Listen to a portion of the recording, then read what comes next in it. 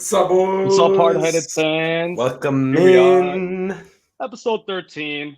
Unlucky number, I guess, but a lot of great content for you on this episode. We got a new guest, as you can see, our good friend Brendan Kienlen, who is in our fantasy baseball league. So it just made sense to get him on to talk baseball. Brendan, let you How's it introduce going? yourself to the fans here. Yeah, so I'm Brendan. Mostly just a baseball guy, so I'm not going to do too well with some of the Q&A questions today. But I figured I'd come on and there. make sure that Fetty and Spinny hear some good takes for once. Damn. Spinny, you're just going to let him say that? I mean, everybody roasting my baseball take, so I guess, shit. Yeah, I guess you can't really defend yourself there. I'm interested in hearing. I'm interested in hearing what my uncles and my dad will have to say after this episode, Spinny. Hopefully, yeah. They might permanently want you off for baseball. They might just be like, let's just get Brendan back on here for baseball. They just cut me. They just cut me out. All right, Bus. Here's the thing. I'm gonna interrupt you though. Before you do this, I need bring it back to all of us. All right, I'll bring it back. All right, we're gonna get sad here for a minute. We're gonna shout out my guy Adrian Payne, Timberwolves, Michigan State alum, R.I.P. Yep. Was killed in a shooting this morning in Florida. Tough for him. I'll let Bus tell you this story because he knows it better than me. But he was kind of most famous probably for his Michigan State charitable work with this girl. Yeah, Lacey Hallsworth. She ended up actually passing away. When was that? Couple years ago. It had to be 4, 5, 6 years ago by now. But she was a little 8-year-old girl who was battling cancer, and she became really close with Adrian Payne. He said that was his little sister. So like they were that close, and definitely a lot of people remember Adrian Payne for what he did for Lacey. He was always there. He brought her on the court. He let her cut the net down with him, all that kind of stuff. You just search Adrian Payne and Lacey Hallsworth, you'll see tons of pictures of them together. Just you can tell that she's absolutely loving her life, and you can also tell what she means to Adrian as well. So it's definitely a sad story. You hate to see people go, especially that young, only 31 years old, especially in a tragic way like that, to be shot and killed at 2 a.m. this morning. And yeah, that's sad news. And I saw a ton of NBA players tweeting about it, ton of them. R.I.P. So I guess the only, R.I.P. Adrian Payne. I guess the only, I don't know what word I'm trying to look for here, but at least he's up there with Lacey now. They're united again, and so yeah, I mean, R.I.P. Had a cool life. You had charitable giving. Gosh. Yes, you had to go depressing there, huh? That was good. I did. I'm sorry. It was depressing, but I felt like it needed. It needed a shout out. So. Yep, absolutely. All right. Well, we're gonna do big update today. MLB. We'll start the National League. Way too early update. Right. This is just our 1 month update here. 3 little ways we'll update you. We'll just give you the leaders, division leaders, and statistic leaders. Then we'll talk our own personal biggest surprise and biggest disappointments thus far. Obviously, like Spinny said, very early into the season, so a lot can happen. But as we stand now, the Mets are actually the number 1 team in the NL. That's really surprising. Brendan, what do you think about the Mets being the number 1 team so far, 1 month into the season? I mean, how many times have the Mets started out like this, and then by the time you get to August, it's just a dumpster fire? They fade. Yeah. I mean, I like seeing them win. They got some guys on their team that you just want to cheer for, but at the same time, they're kind of like the Angels for me. I would never put any faith into them. That's fair. They do. Yeah. Those are definitely fair points. When's Jake coming back? Never. Oh, he'll be back. Yeah. But he'll be back for 3 starts, and he'll be back on the IL. If they can get Jake back and go Jake, Max, and Bassett, That's going to be tough. McGill's been dealing Tyler too. Megill is a 4. And Megill, yeah. That's tough. And Lindor's having a comeback year. I mean, I think a lot of people expected that, but that's usually a trend in baseball. These players usually go up and down here and there. They'll have an off year, and then the next year they'll rebound. That's pretty typical. Especially going to a new home ballpark. It's just right. Yeah, took them a year to get used to switching. True, especially but going he's still mid. Not only shut up, not only a new ballpark, but new league too, going from AL to NL. Sometimes that's different as well. So why is that really different? You're hitting a baseball. No, it's not. I get that. You're fielding a baseball. Statistically, though, I'm talking statistically, historically. Why? If you look at guys that switch leagues, they tend to, at least in the first season, struggle. You're seeing on this. I don't know. You're seeing new arms that you haven't seen before. You know, it's not like he's hitting the Twins pitchers anymore or the Royals pitchers. He's going to a whole new division and league. So it's a lot of new guys that he hasn't hit against before. It's simple. Yeah, right. Yeah, Spinny, what do you got to say about that? Nothing. Yeah, exactly. All right. In terms of the rest of the leaders here, not really surprising. I guess the main surprise would be the Rockies, actually, as we stand 1 month into the season in the wild card spot. Wow, no one anticipated them to start like that. I figured they'd just be ass all season, but I think I saw yesterday that all 5 NL West teams are above 500, which if you would have told me that 30 games into the season they would all be above 500 like 2 months ago, I would have laughed in your face. Yeah. You know, like the top 3, Padres, Giants, Dodgers. Only 2 of them are above 500 now. Oh, really? Yeah, just the Angels and the Astros. That's it. No, NL. We're not NL, brother. I'm sorry. Bringing the A game today. You're right. Gosh, ignore me, hard-headed fans. We're living on Monday today, so it's a Monday. Wow. Statistic leaders. I guess Manny Machado he's trying to do something different this year. 385 batting average. I feel like Machado's usually a guy that starts off slow and then picks it up. Not the other way around, but I could be wrong, but I feel like that's usually how he starts his seasons. But 385 batting average, that's absurd. Yeah. And agree. Go ahead, Brendan. I will say I think he is getting lucky just a little bit because based on StatCast statistics, his expected batting average is 314, but he's still in like the 90th percentiles and all the hitting statistics are the ones that matter anyway. So, I mean, how is that determined? It's based on where the ball is hit, the launch angle, and the exit velocity. And then it kind of like it takes that and all the other hits across the league into some giant formula and shits it out the other end. Makes sense. Yeah. It's funny with baseball, the amount of different statistics there are. I feel baseball definitely has the most, for sure. StatCast changed the game. It's insane. Yeah, honestly. I got to give a shout out. I'll talk about this more later, but CJ Cron, nice, just random 33, 34-year-old season. He just decides to just rake at the beginning. So I'll leave the stats for later when we talk about him, but that's been crazy.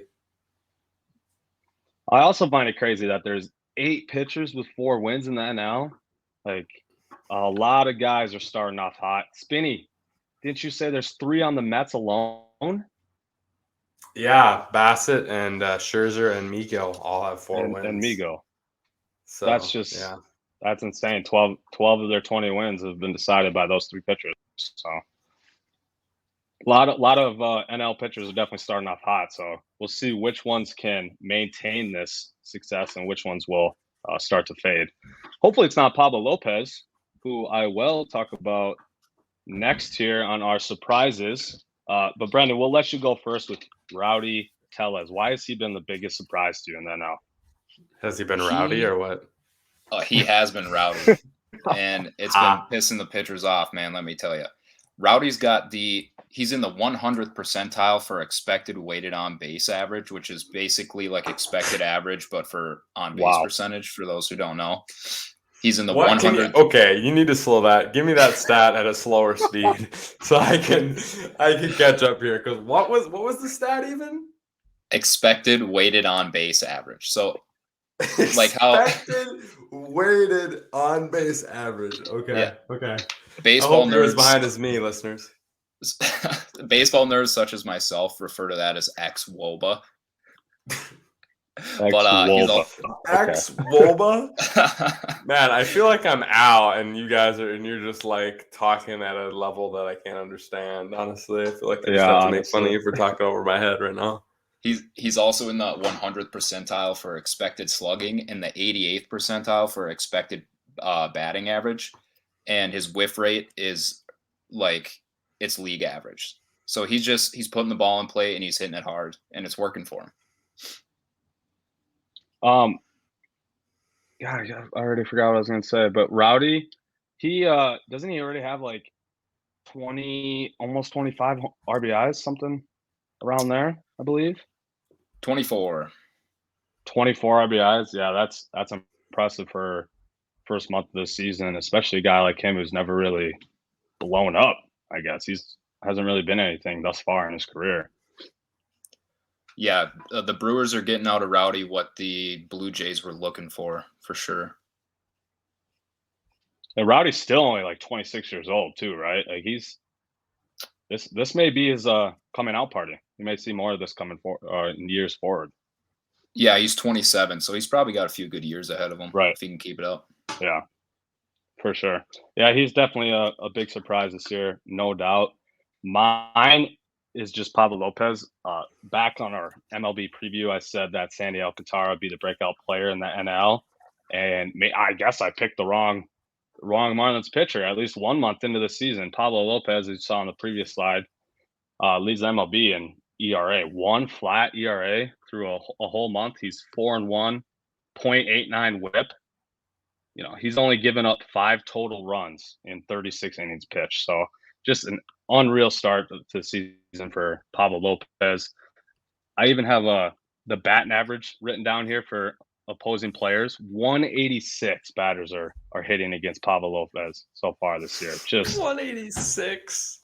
186. He's just mowing these guys down left and right. So I wish this was Alcantara that I'd be talking about with this kind of start, but Pablo Lopez, he's putting people on notice for sure. Yeah, we're glad it's not Alcantara. Boo, Alcantara. Shut up, Spinny. Spinny. All right, dive into CJ Cron. Rockies take here. Well, this man's 34. Only time I've heard of him his whole career is when he played with the Twins in 2019.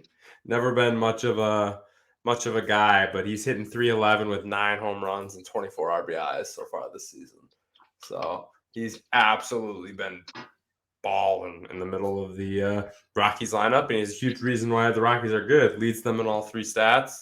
He's just been the guy. So I got to give CJ Cron a shout out, and the Rockies have been good. And so that was crazy. I thought they were going to be a bottom 4 team in the league. So I got to, give credit for a quick start. I mean, the other thing is that, they are only, 16-12, I believe. Yeah. So 4 games over 500. So this could change by next week. But we're kind of setting ourselves up to be wrong with this bad boy. But really cool, good start for Colorado. Absolutely. Now into the disappointments. Phillies, they've definitely had a disappointing start, Brendan. Yeah, they're fourth already. What do you got about them? They're 4th in the NL East right now. And if you just look at their batting lineup, you would think this is at least a wild card team. But their starter ERA is 24th in the league at 4.06, and their bullpen ERA is 26th in the league at 4.43. That is not, you're not going to win like that. No. And I think moving forward, Aaron Nola and Zach Wheeler are going to get better. Wheeler came into the season dealing with a shoulder injury and was not putting everything into the velo. And we've seen in his last couple starts, the velo is trending up. And that's why his last starts, 13 2/3 innings pitched with 0 earned runs and like 7 hits. He's been way more effective. So I think those 2 guys are going to get better. That'll bring the starter ERA down, but something's got to be done about the bullpen. Yeah, absolutely. They got a hit too. Trend for them. I'm gonna steal Bus's thunder because I picked a guy in the Phillies, go into so Rhys Hoskins. Rhys Hoskins, 189 average from the season so far. His on base is 291 with a 347 slugging. So yeah, this man can't hit the ball. His WAR is literally negative. So that's always what you want. His WAR is. I thought this man was gonna step up and maybe be a guy one of these last couple seasons, and he's just never done it. And so it's a big career disappointment for Hoskins for me. So I just overall just got to put him on this list because, man, he's been awful. He just needs to step up. Maybe this will be motivation. Hopefully he'll listen to it. Rise will listen to it, and then he'll still be asked because. I wonder if he's a weekly hard-headed sports listener or not. Of course he is. He came out of the minors. He came out of the minors so hot a few years ago. Do you remember that? 8 home runs in like 10 games or something like that. Yeah. That's why, everyone thought he was just going to become, the next guy in the league, but that has not been the case thus far in his career. And I think he's 29 now, so it's probably done for him. It's getting there. It's getting you there. You are at 29. Let's be real. And he's had his issues with staying healthy too, on top of it. So true. Yeah, facts. I guess my disappointment is a guy I have confidence in to flip it around. I think Fetty Peralta, obviously based on last year, he should be able to flip it around and be better going forward. But to start the season with a 5 ERA, that's just absolutely pathetic for a guy of his caliber. And his WHIP is 1.35 too. That's just, these are not acceptable numbers so far. He's given up 13 runs. Ain't bad. That could be worse. That's above average, or below average though. And 13 runs in 23 innings, that's definitely not good numbers. So just a bad start to the season for Fetty Peralta, but I do have faith in him flipping this around. One promising statistic he does have is 11.7 K per 9 so far. So that's a very promising statistic. He's obviously still able to mow guys down at a very good rate. So you just gotta fix his control a little bit and lower these runs given up, and he'll be able to flip it around. But so far, definitely been a huge disappointment for Fetty Peralta. Now the AL, wow, it's kind of gross to me that the Yankees and the Mets are leading the two leagues right now. Both New York teams. Oh, and I think both LA Mets are teams fine, too. but Mets are fine, but Yankees play. Yeah, Brendan, you are right. Both LA teams lead the AL West as well. So the LA and New York teams, these big markets, they're showing out to start the season. I'm not really fans of any of those teams, but I guess that's what you get when you pay. The big markets are winning in a sport without a salary cap where they can just buy the best players? Really? Weird. I'm surprised that would happen. That's really mind-blowing to me that would be the case. Wow. I'm glad we see the Rays. Get a salary cap, MLB. Seriously, get a salary cap. Seriously, though. Yes. Let's make some good competition. BS. Holy cow. That's maybe another debate for a different episode. I feel like Spinny wants to go in on that topic. I do. He's getting fired up here. Shit's baloney, honestly. You're not wrong, though. You're definitely not wrong. But at least we got teams like our Twins and the Rays who don't have high salary caps, and they're still performing well. I am a little shocked that the Twins are 18-11 to start the year.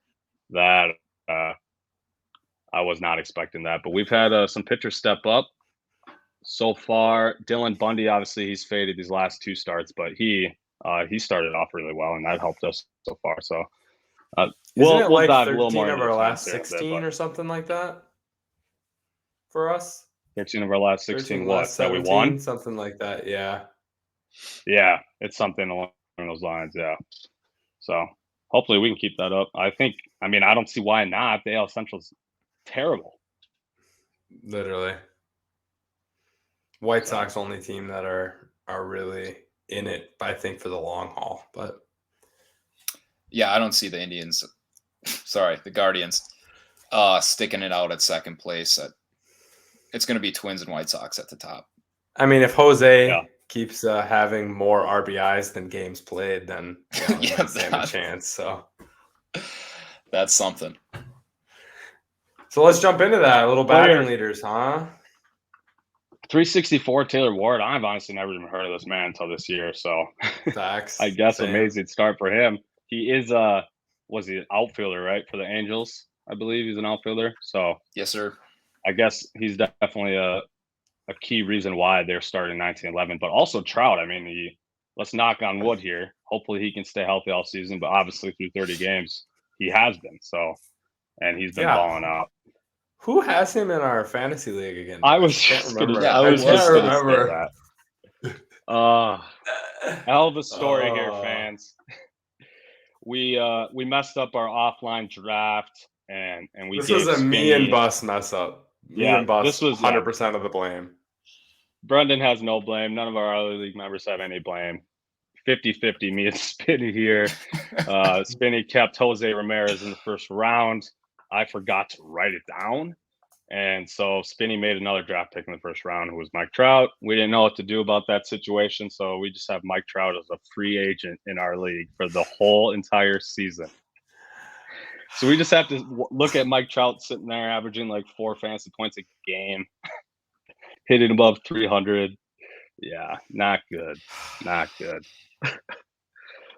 Jose Ramirez, though, Spinny. I know this has been exciting for you. Maybe not completely exciting given that he's a division rival here, but 30 RBIs. I know he's on your fantasy team. That's quite the start to the season for him. Yeah, this man has been raking. 30 RBIs, 7 home runs. He is hitting. Wow, I would not write down the batting average. He's hitting 311 as well. So he's been absolutely raking so far this year. Yeah, like you said, not really a huge fan of the Guardians' perspective on that, but Jose's been my guy on my fantasy team, so I got credit for that too. His pitchers. Sorry, Brendan, go ahead. I was just gonna say quick. His batting average with runners in scoring position has got to be through the roof with 30 RBIs at this point in the season. Yeah, 28 games, 30 RBIs. Yeah. Holy cow. Pitching wise, though. 4 more in the AL, tied with 4 wins. That makes it 13 pitchers already in the MLB have 14 wins. Yeah, that's 14. That's an insane start.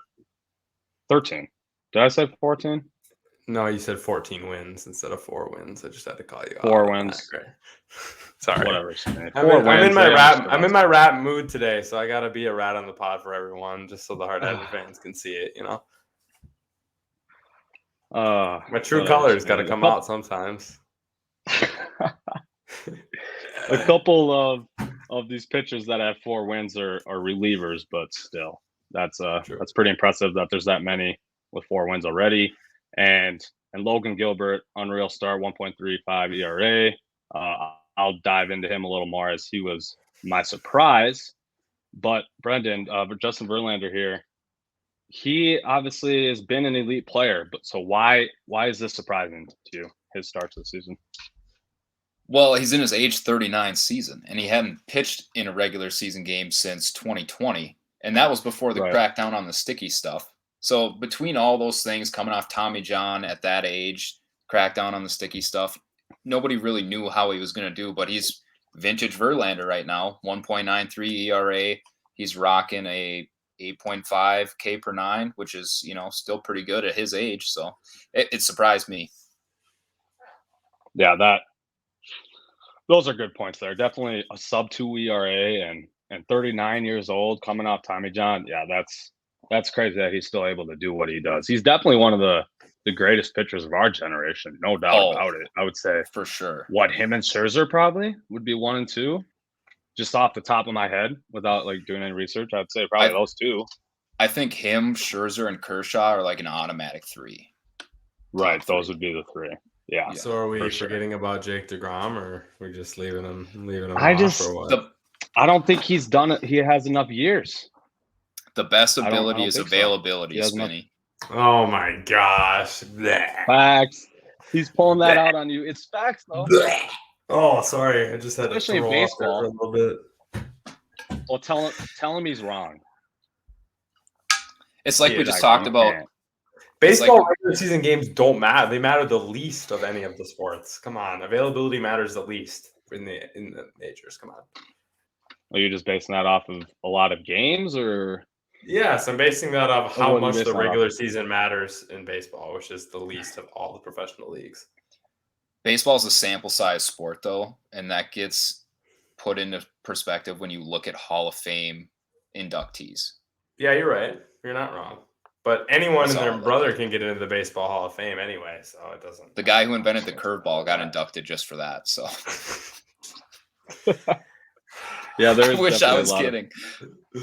There's definitely a lot Barry Bonds, but Barry Bonds, Alex Rodriguez, and Pete Rose aren't in it. Sweet. Yeah, that's a joke. Sweet.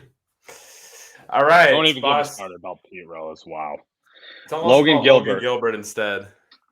Yeah, Logan Gilbert, another guy, just kind of like Pablo Lopez. I had put this Mariners as my breakout team this year, so I was expecting him to be the guy for the Mariners. Maybe, probably not the best pitcher. I expected Robbie Ray to be the best pitcher, but Logan Gilbert off to an amazing start. 4-0, 1.36 ERA, 33 Ks, which makes it 9 K per 9 innings.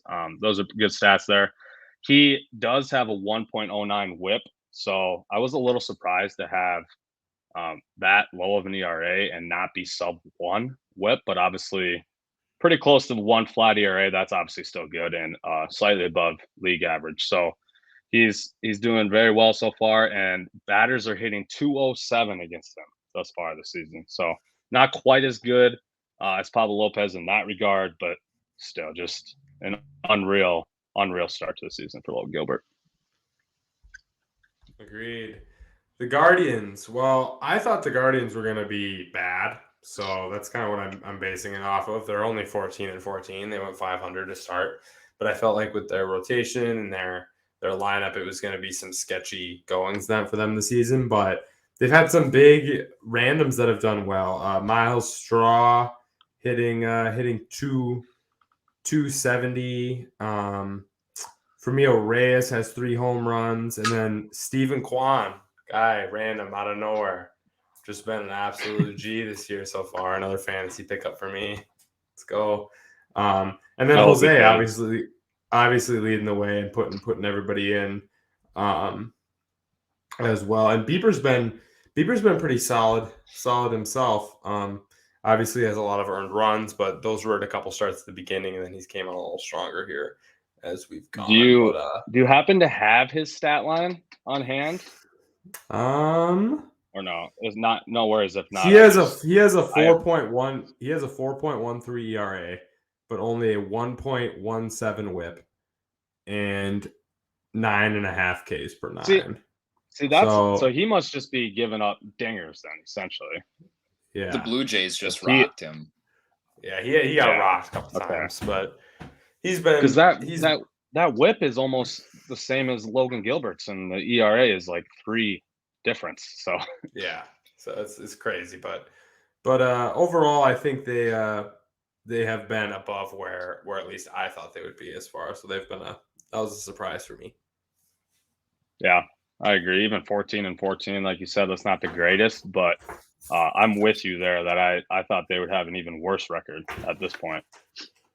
So what I've read about Bieber is that he had those shoulder problems last year, and they think he picked up some bad habits pitching with that, trying to kind of protect it but still pitch, and that's why they're seeing his velos down.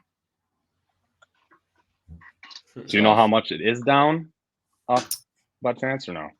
I don't know. I think so far his fastball is averaging like 89.8 miles an hour. What? If I'm remembering that right. Isn't he usually in that 93 range? He's usually 93, 94. If I'm remembering that right. Somebody might want to fact check me on that, but I gotta break some news, boys, unrelated to baseball. What's the breaking news then? Big deal for tonight, and a sad one for John me. Morant out or what? Robert Williams out, left knee soreness for the Celtics. So, Rob Will in is a, out. in a must-win game tonight for Boston, no Rob Will. So that's going to be tough. But all right, back to baseball. Are we on? Are we on to the next slide now? I think we are. We correct? are Some talking about disappointments. our Yeah, disappointments. you guys Brendan chat and us I. up about the Red Wow. Sox, huh? We're in agreement here. I guess I'm more Red Sox offense specific, but still, just as a whole, what's our record? Like 10-19 or something ridiculously bad? They're in last place. I know that. They're behind the Orioles. Yeah. So you know something is wrong. I mean, they're on a 5-game skid right now, and they're 0 for 3 in save opportunities in 5 games. That is horrible. I don't know 9 blown saves this year. Yeah, I don't know what you do if you're Alex Cora. Maybe they got a prospect that they need to rush along, or I don't know. You got to try something so you can close out ball games, because the AL East is not a division you can win by blowing saves left and right. Absolutely. That division is so loaded. It's got to be the most loaded division in MLB. It's got to be. NL West is close, I think. Yeah, that division would be close because, I mean, obviously Red Sox terrible start to the season, but theoretically they got 4 playoff teams in that division. Looks good on paper. Right. Looks good on paper for sure. More about these Red Sox. They're bottom third in basically every single team statistic for offense. 228 team batting average, which is 20th. So that's not their worst, but 279 on base percentage, which is 28th in the MLB. 342 slugging, which is 26. Like this is just gross numbers for a team that has Trevor Story, Xander Bogaerts, Rafael Devers, and JD Martinez. I know that's only 4 of your 9 guys, but still, those are elite players there. And to only have these team stats, 16 home runs, 28th in the MLB, only 16 home runs. Like, this is just a horrendous start, and I'm sure Red Sox fans are just furious right now. Trevor Story, how much do they pay that man this offseason? He's got 0 home runs. He hasn't even hit one yet. 10 RBIs, 194 batting average.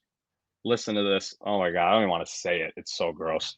276 on base percentage and 269 slugging percentage. Like, what kind of numbers are these for a man that's getting paid like $20 million a year?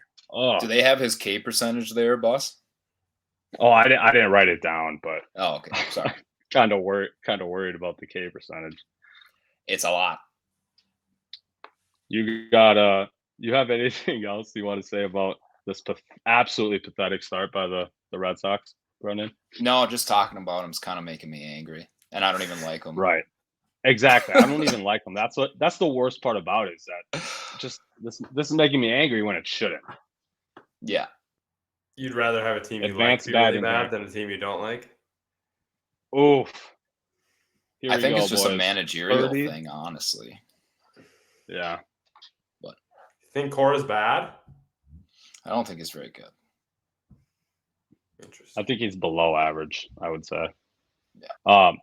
Trevor Story's strikeout percentage, though, 33.3%. So 1 in every 3 at bats he's striking out. Nice. And Spinny, like you mentioned earlier, I can't remember off the top of my head who you said had the negative WAR, but Trevor Story also has a negative WAR right now, 1 month into the season. So just who else Red Sox, they got to turn it around.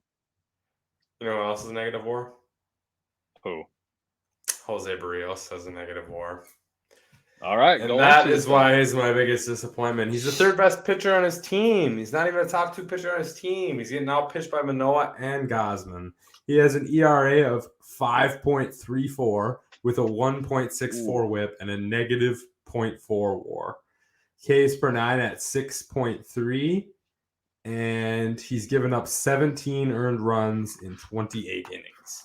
So not a great start for Jose Barrios, former Twin. But I was disappointed, I guess, at the time when we got rid of him. But I think he's proven that he's not a 1 and he can be inconsistent as he was last year. And the start of the season's just proven that again. So biggest disappointment to a guy that used to be my guy, Jose Barrios. Yeah, facts. Absolutely terrible start, but it does help Blue Jays' sake there that they got Gausman and Manoah just absolutely dicing guys up right now to start the season. So that does help them a little bit. Now on to our team. You know what would be sucky for somebody, Bus and Brendan? You have any idea if somebody would have traded a guy like Kevin Gausman for, I don't know, a guy that got suspended for 2 years last season, when I had Gausman in the 18th round as a keeper. So I don't know who would have done that, but no, whoever that sounds did, pretty dumb. they are really stupid. I don't know. Yeah. Not to mention you traded me a 21st round Alcantara keeper. But for 3 guys I didn't have on my team by the end of the season. So yeah, that was good for me too. We won't dive too much into that. I don't want to hurt your feelings too bad here, Spinny. But our Twins, wow, as we said, off to an amazing start. 18-11.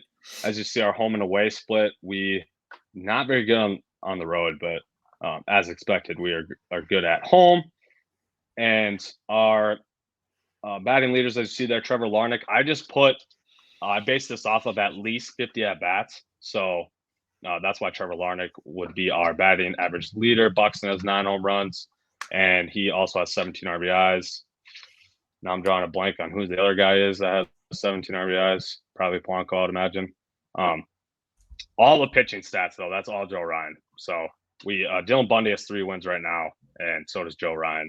But 28 Ks, 1.63 ERA. Did you guys expect this out of Joe Ryan in essentially his first year? I think we were all hoping for it. To actually see it is another thing. There's been a lot of young guys that have stepped up, especially on the bump. It's a lot of fun to see. Ryan, Winder, and Duran. They're all fun to Ryan watch. Winder. Wow. Josh Winder. I was talking about Josh Winder, yeah. But he he's made that transition from bullpen to starting, and through 2-3 starts, he's looking incredible. So hopefully he can keep that going, and we can leave him in that position. I am not a fan of Dylan Bundy whatsoever. So if we can get him into the bullpen or not like a starting role, that would be absolutely amazing to me. Because come on, don't hate on Dylan Bundy too much. He's got a great name. Don't hate on him. Come on. Oh my gosh, Spinny, stop. And his first 3 starts. Come on, he started the season well. A couple bad ones since then, but we have faith in Dylan Bundy in this house. ERA back over 5. That's pretty typical for him. So I'm sure we're not going to see much better from him going forward. What are your guys' expectations? I'm kind of curious. Obviously, Spinny, we've gone into this on our preview. We both had them sliding into the playoffs. But Brendan, do you think are we a playoff team? Are we legit? Are we going to be able to keep this up? It depends on how well they can navigate the injury bug, because we've already seen it where guys are going down for a week or 2 at a time, and they've navigated it really well so far. And I think really the rest of the season rides on that. And the starting pitching remaining effective, because I think we already have at least 5 wins where the games are only decided by 1 run. So as long as the pitching is good, we're definitely a playoff team. Agree. I think. Go ahead, Spinny. I still don't think we're winning the division, though. I think the White Sox are going to win the division still. I honestly do. I think their pitching is going to level out to more where it on the higher end that it probably is going to be over the season, and ours might level out to a little bit lower than them. And I think our lineups are pretty close. We might have a slight edge, but I think they're going to pick up their crappy batting they had to start the year as well. But I think we're a playoff team, like we said. I think we're definitely a 5-6 seed there somewhere sneaking in. So, yeah, it's obviously just going to all come down to health, like Brendan said. As long as we got Buxton, Correa, our key pieces for the majority of the season, I don't see how we wouldn't be a playoff team. Obviously, Buxton, his last however many games, 160 games, like if you count over the seasons, he's just been absolutely unreal. So hopefully we can actually finally see Buxton play like more than 120 games. That's what I'm hoping for. That's like my goal is 120. Because I don't think he's maybe had 1 season over 100. I don't even know if he's hit 100 games yet. So obviously Buxton would be the one. He had that 1 season. Right. So Buxton, that obviously is the main concern there. But so far it's looking good, and knock on wood, but I think he'll be able to stay healthy this year, and that'll help us. Obviously, our pitching definitely needs to keep it up for us to be good. Joe Ryan, all of our guys will start to fade a little bit. Like Joe Ryan's clearly not going to finish this year with a 1.6 ERA. I hope so, but I doubt it. That would be amazing, but I still want Frankie Montas. I do. Yeah, I was just going to say that. I do think we're one piece away. I think we need to, in order to for sure secure a playoff spot, we need to make another trade for a pitcher, whether it be starter or beef up our bullpen, because obviously we need work in both of those areas. So who would you like to see traded? Like, obviously we'd probably have to trade prospects or current batters. My top of the head guess would be Kepler and Sano, I would say, would be the top options. Sano's out. Yeah, so how long is Sano out? It's got to be a while. It's torn meniscus is what he had surgery for. It's going to be at least 6 months, I would guess. But, yeah, I can see Kepler going. I mean, he puts the ball in play a lot, but it's a lot of weak contact straight into the shift. He's not been very effective at the plate. Lately, he's been better.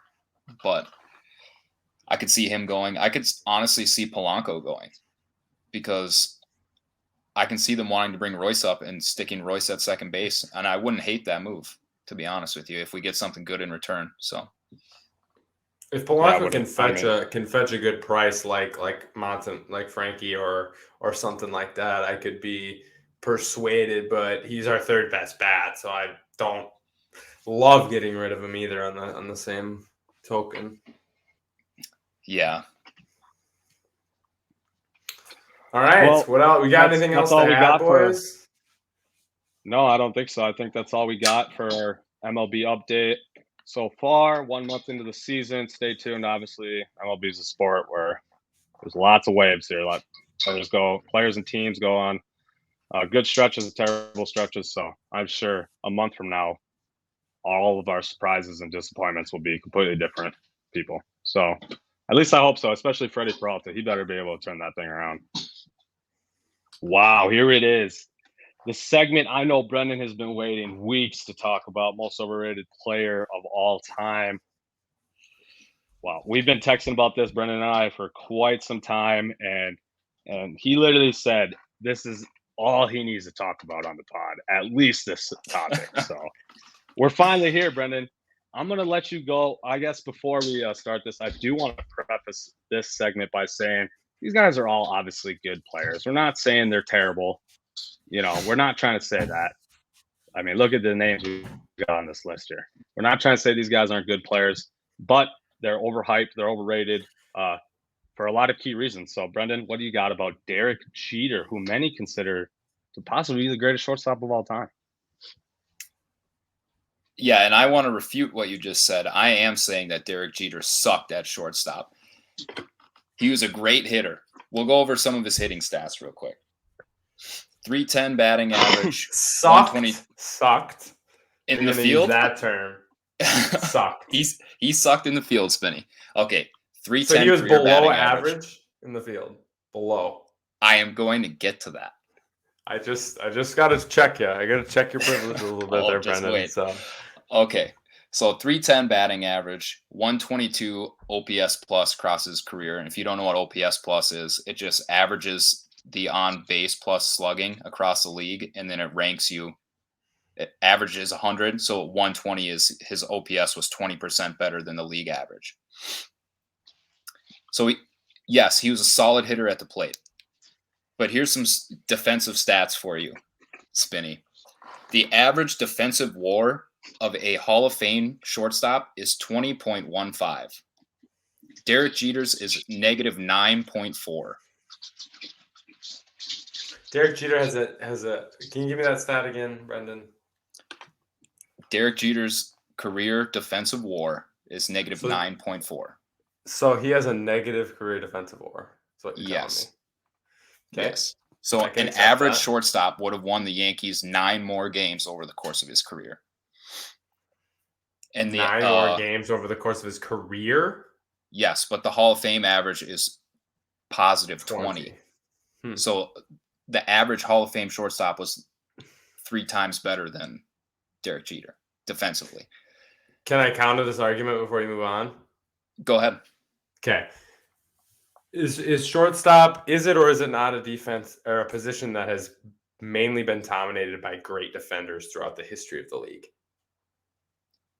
Yes, typically Okay. your best defender is at shortstop, which is why I'm saying Derek Jeter was not a good shortstop. Okay, so Derek Jeter was a player playing at a position that was primarily full of good defenders who were less good hitters. But he has overcame a hitting stats of a lot of shortstops, which makes up for his defensive inability, right? Is that a logical line of reasoning I'm making? I would say if you look at him as a whole player with the hitting statistics, he's still a Hall of Famer. I'm just saying as a shortstop, he is well below average. Okay, I can accept that. Move on, sorry. Yeah. But I'm going to throw a little wrench in the mix here. So Derek Jeter's, actually, we'll do it this way. Andrelton Simmons, basically the complete opposite of Derek Jeter. He is a 280 career hitter, maybe 260. But his defensive run saved in 10 seasons is 197. Derek Jeter's defensive run saves over his career is negative 165. Okay. That's not so what I'm saying, the old trope is a run saved is a run earned, right? Yep. Okay. I can follow this. Is there a case for Andrelton Simmons to be a Hall of Famer? No, but do Andrelton Simmons runs? Jeter has way more runs scored than the difference between his runs given up compared to Andrelton Simmons. So if we're counting runs for runs, Jeter's runs scored are so high that it makes up for it. He also has played in twice as many seasons thus far. True. But I feel like somewhere down the road, Andrelton Simmons might be one of those sneaky, like, Veterans Committee Hall of Fame inductees. Stop. That's freezing. It's that's one on freezing cold takes. That's one of my hot takes. Sorry. What? That's hotter. That's like surface of the sun hot, honestly. Well, and there was like multiple years where Jeter was selected as an all-star where he was only like the 7th or 8th best shortstop in the league in terms of WAR. So like his career accomplishments are pretty bloated for playing on the Yankees. His career hitting stats are basically identical to Joe Mauer's. Like if Joe Mauer played for the Yankees, we'd be calling him the best catcher of all time. So I think Jeter's overrated. I can respect that. But it is hard to compare players who played on better teams. Obviously, players that have played on better teams, we're going to give more credit to given postseason success and such. Right, yeah. But if Jeter played 20 years for the Royals, who cares? Facts. No, I can understand that. I can respect that. It's facts. If he played 20 years for the Royals, he'd have 0 rings. So no, he would have had one. Well, if he was still on the team at that time, yeah. Was he still in the league in 2015? Nope, he retired in 2014. Oh, okay. So maybe he would have missed it. All right. Kenny, are you convinced that he's the most overrated player? Are you still? I'm not convinced. But Brendan made some good arguments. I'll give it to him. Some of them were good.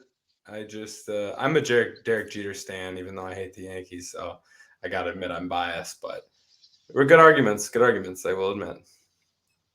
And okay, before I start diving into Nolan Ryan here, I don't necessarily think that he might is the most overrated, Nolan Ryan specifically, but he is definitely extremely overrated. And I think I'm in agreement with Brendan. Actually, I like Derek Jeter, but he is extremely overrated, definitely based off those defensive stats. Those are pretty pathetic, especially compared to other Hall of Fame shortstops. So, given how big defense is at the shortstop position, I think it's totally fair to to put such an emphasis on the defensive stats and performance by Jeter there. But Nolan Ryan, point guards that don't have assists suck too, or what? Duh.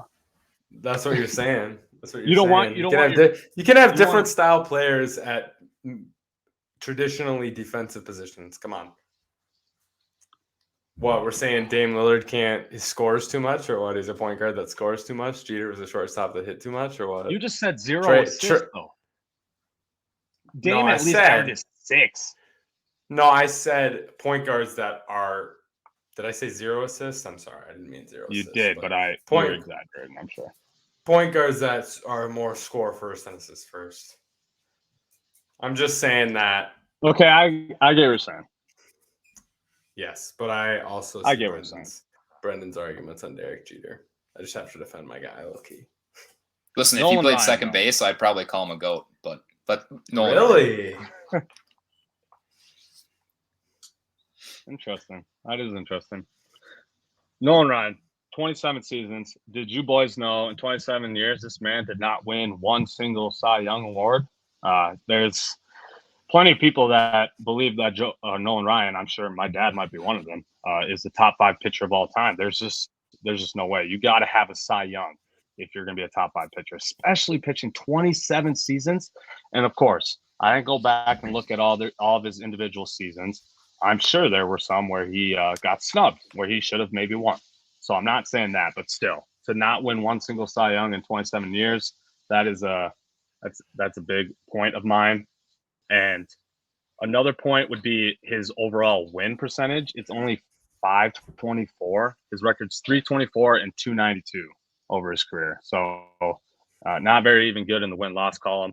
And in 27 years, he only made 8 All-Star games as well. So I would have expected that to at least be a double-digit number for a guy that's supposed to be considered one of the best pitchers of all time. But no Cy Youngs, 8 All-Stars in 27 years, and barely above 500 win percentage. Those are 3 main points of mine. And he also has the most walks in MLB history. So that's a huge note. He's basically, at that point, he's basically just a K pitcher. He's mowing guys down at an absolutely elite rate. So don't get me wrong. He leads the MLB in career strikeouts and in career no-nos. So when he's on and he's striking people out, he's able to mow guys down left and right. But he's pretty one-dimensional in that regard, which is why you see his other stats, like his win-loss and things like that, are pretty mid in comparison to a lot of the other greats. So that's why I think Nolan Ryan is definitely in the conversation for most overrated player of all time. So he was very inconsistent. When he had his stuff on, he was virtually unhittable, but he was very inconsistent as to how on he was. I can get behind that. How about Roger Maris, Spinny? Roger Maris. Basically before you dive into Roger Maris, I do want to say this is not Roger Maris. Spinny switched his pick and didn't update the picture. This is Reggie Jackson down there. That's not Roger Maris. So. I was wondering. Go ahead. I looked close. Sorry, boys. Boys and girls and everyone. I'm sorry I messed that up. But Roger Maris basically only had one good season in his career. He had his 1961 season that he had 61 home runs and 141 RBIs. Other than that season, he never had over 40 home runs in a different season. Played 12 seasons. He only had 2 other seasons in his career with over 100 RBIs. His career batting average is .260. He only has 275 career home runs. So he had 61 in one of his 12 seasons, but only has 275 career. And only 850 career RBIs.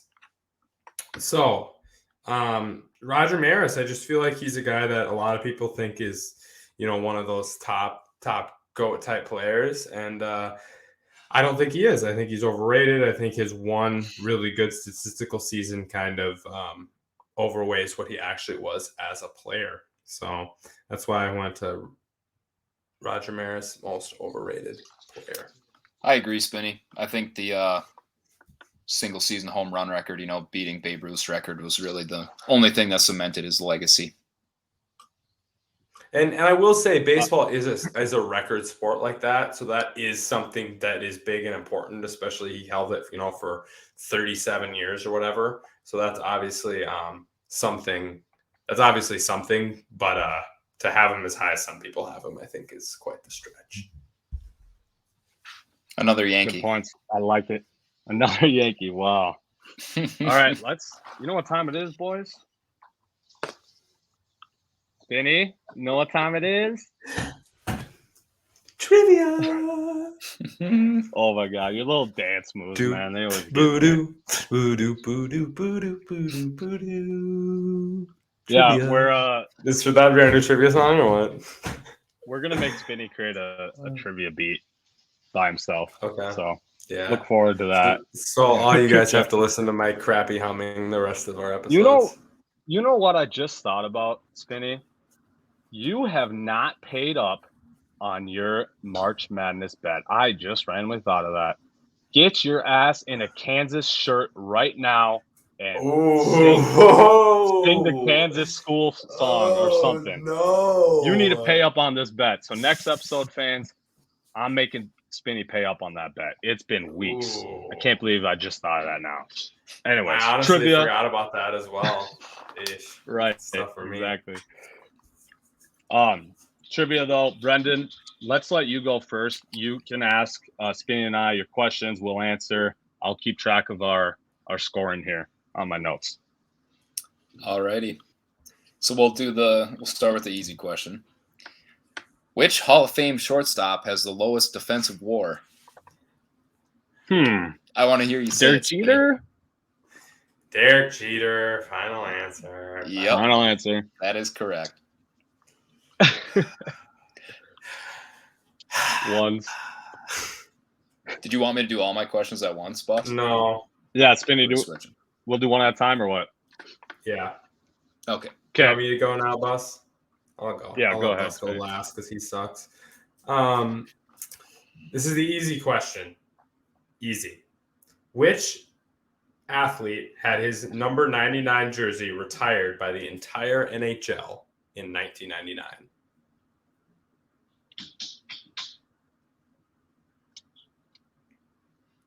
Easy. Wayne Gretzky, final answer? Brendan? I was going to say Wayne Gretzky. That's the only person I would know, to be honest. It is Wayne Gretzky. Oh, let's go. What? For some reason, I do not remember 99 being his number. I'm dumb. Yes, you are. Oh, well. That's another point for me. I'm up 2 points. It's assuming you guys both get this. We'll all be tied after the easy round. Who currently this season leads the National League in home runs? We went over this today. I think I have my answer. Okay. Let's see what Spinny is ready. Go ahead, Brendan. You ready, Spinny? CJ Cron. CJ Cron. Yep. Good job, boys. We are now tied at 2 apiece. Brendan, you're medium. Okay. We swept the easy questions. Who is the oldest player to hit their first career home run? And I'll give you a hint. The anniversary of this event happened recently. You know, Bus? Bus has to answer. If you know it. I think I know. If you know it, yeah. Give me a second because I don't think I know this. Oldest player to hit their first home run, and the anniversary of it was recently. Right? That's what you said? Sheesh. This guy hit his first home run in our lifetime. Can you give me that hint? Yes. Or is this an older I'll give you another hint. It is our lifetime. Former twin. Former twin. Oh, I definitely know I know. I'm going to say that and then get it wrong. That's the best part. I'm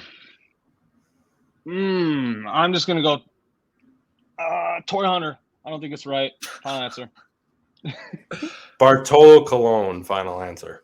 The correct answer is Large Attractive, a.k.a. Big Sexy Bartolo Colon. Let's go! Baseball questions, baby. Come on. Good job, Spinny.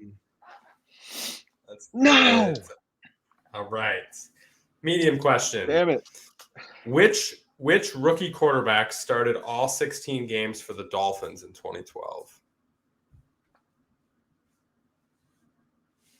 Rookie quarterback started all 16 games in 2012.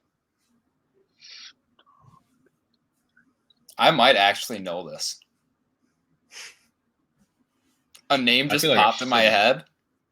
I should know this, but I feel like I'm wrong. I'm just gonna go Ryan Tannehill. Final answer. That can't be right. Fuck. That's my final answer. Ryan Tannehill.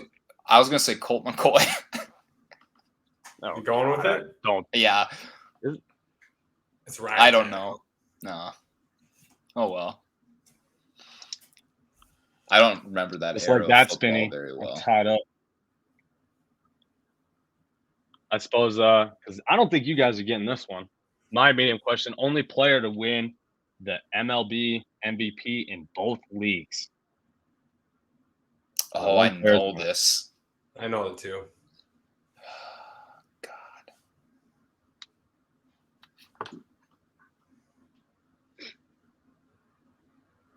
This question's breaking my soul because I know it and I can't remember the name. Was it in the 90s, boss?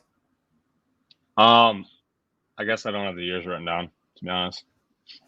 But yes, he is a majority 90s player,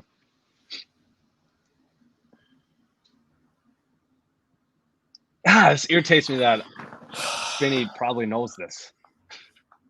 Because that means he's going to be the lead. Else for you. 10 seconds, Brendan. Looking at the timer. I'm tapping out. I got a face in my brain and I can't think of the name. No answer for Brendan. Go for it, Spinny. Ken Griffey Jr., final answer. Yes! Incorrect. The correct answer is Frank Robinson. Only guy to win in both leagues. Didn't Griffey win for the Reds and the Mariners? Nope.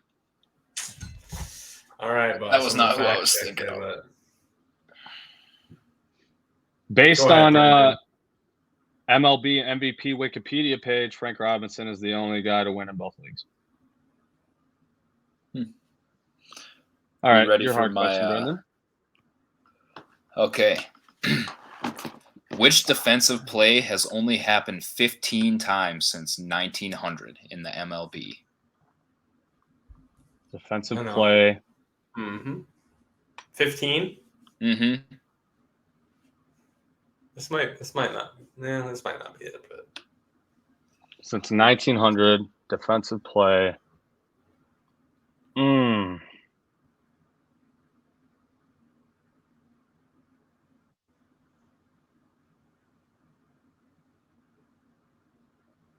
I don't even know if I got an answer, to be honest with you boys. Because the only thing that comes in my head is triple play. There's no way that's only happened 15 times. That's what my no answer chance. Is. Triple play is my answer.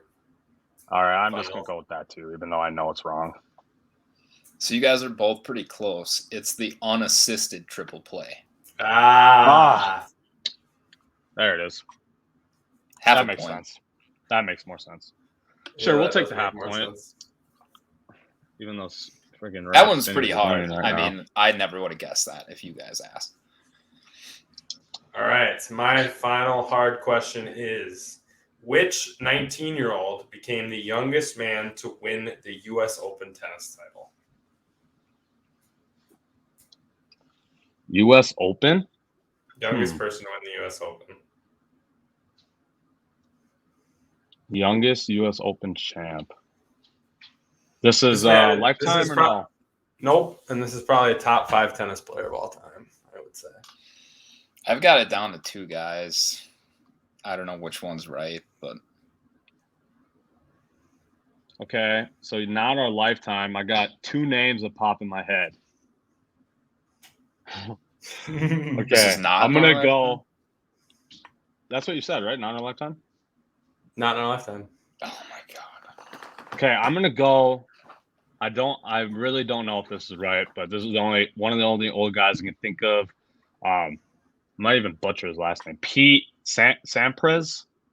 Sampras, yep. That's Is that how you say Sampras? I think that's how you say his last name. Forrest Gump. That's my final answer.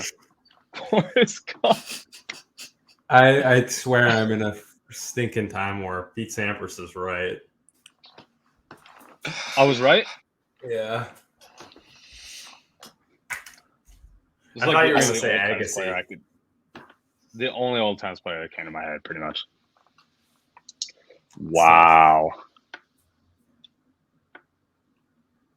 Spinny. I thought there was no way you were getting that, honestly. You know what the score is now? What? With one question remaining, I'm up 7. You have 6. Brendan only has 2 points. This one. That means you have to get this right, otherwise. Or half right. Fetty If I get a Buss. half right, I get a point and a half, and I slide the half-point win. There is a bonus. There's a bonus on my hard question here. So you have a chance to get some extra points. The only tie in MLB MVP history, what year did it happen? And if you could give me one or both of the 2 players that tied for MVP, you can get bonus points. But I have no feeling you guys aren't getting this year. Okay, one hint, not in our lifetime. We were not born when this happened, but it is, I would say, modern baseball. It's not like it's like a 1910 year or something you got to throw out. So I feel like I've read this before, and I cannot remember who or when. Only tie. I odd feeling you guys have no chance of getting the names, the players' names. Maybe, but what I would. Okay. If I get the decade right, can that be like a hint? And then if I get it wrong, I can just be out. That's fair. I'll let you guys both get a second guess if you get the decade right. Was it in the 60s? What's your guess for you gotta give me a year? You said decade. No, but you give me a year in the decade you want. Oh, okay. Yeah. Okay. 1968. Spinning, I gotta get both before I tell you what's right or wrong here. I'll go 1979. Oh my God. Okay, Brendan, you're wrong. Spinny. The answer is 1979. No way! Let's go! What? I saw some Googling going on over there. Googling? Yeah. 1979. The answer quick. Yep. Keith Hernandez and Willie Stargell. Okay, Stargell. I've heard of. Yeah, I've heard of Stargell. I never heard of Hernandez, but I've definitely heard of Stargell. But yeah. Wow. I literally just take that L to you like that. I've got a bonus question. Guess. That was a buzzer beater to win right there by me. That was like a half-court nail fest. Well, I have a bonus question. Sudden death. Yeah. What's your bonus question? Which MLB pitcher considered quitting baseball altogether to mow lawns or be a garbage truck driver? What? This is our lifetime. Like a legend? Is this this is our lifetime, and when I tell you, you're gonna be like, "Yeah, that makes sense." In my opinion, Hall of Famer. No, I can say. Ooh, your opinion, a Hall of Famer. Okay, yes. Interesting. That kind of and I can tell you guys there. He is an active player. He is an active player. An active and pitcher. Most likely a Hall of Famer to you. Yeah. Considered quitting baseball to be a garbage truck driver or mow lawns full time.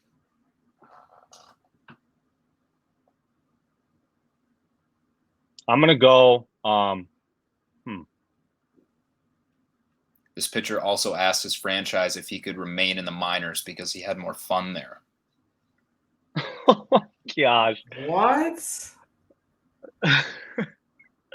I don't even have a guess. I just kind of want to know who this person is. This is hilarious. As soon as I say it, you're just gonna be like, "Wow, yeah, that." Is it a Twins pitcher? No, sir. Trevor Bauer, final answer. It's not right. Zach Greinke. Don't waste me. It's Zach Greinke. It's Zach Greinke. Yep. I need to buy a lottery ticket, like ASAP. I think you do. That was pretty good, Spinny. I didn't think that was right. Oh yeah, he's a little different, you know. I love that guy though. That's funny. Garbage. So I just dominated the crap out of trivia, by the way. Get trivia smashed. No, you didn't dominate. You beat me by 3 points. Relax. I scored 9 points in trivia and got that. That's 10. That's 10 points in trivia for me today. 10. That's the record. I got 7. The record is no one's ever beat 10. I just got the record for most trivia points. So okay, but we also usually don't have a bonus, so I'm giving your. Has anyone got a hard question right 9. before? You know what? I'm gonna have to go back and look at that. I was wondering the same right before this episode. We got 2 hard questions right today. I don't know if that's ever happened. Literally. Right. All right, Brendan. Well, we love you. That does it for trivia. That does it for Brendan's time on this episode. Brendan, you have any closing comments?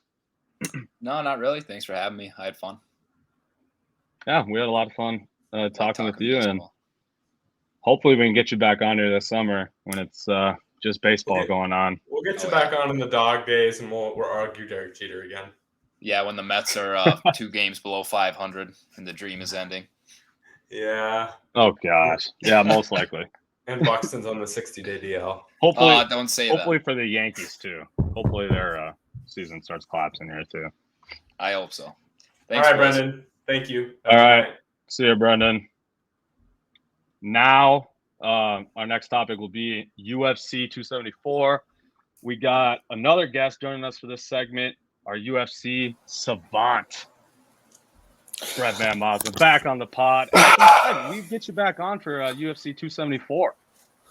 I could not make it to the last one for 273, but I'm glad I'm back on the Rat podcast.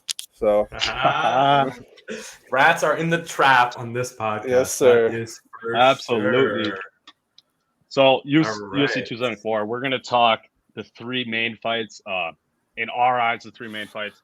Let's start with Michael Chandler versus Tony Ferguson. 2nd round KO, kick to the chin. What a kick. What a kick. Absolutely unexpected. I can't lie. I was looking at my phone when it happened, and I heard the announcers absolutely freak out. I looked up, and Tony Ferguson is unconscious. And let me say, he was unconscious for an unhealthy amount of time. I was scared for him. I thought he might have, broke his neck or something from the power of that kick or something, because he was lifeless with his feet crossed. Yeah.